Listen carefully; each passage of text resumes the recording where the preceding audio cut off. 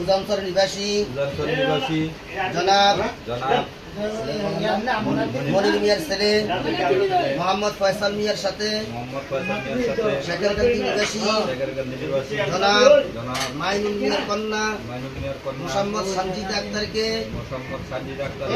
আমার ওকালতিতে 1 লক্ষ টাকা দেনমোহরের বিনিময়ে তোমার বিবাহ দিলাম। ভাই বলো বিসমিল্লাহ কবুল। বিসমিল্লাহ কবুল। পাঠ করা হবে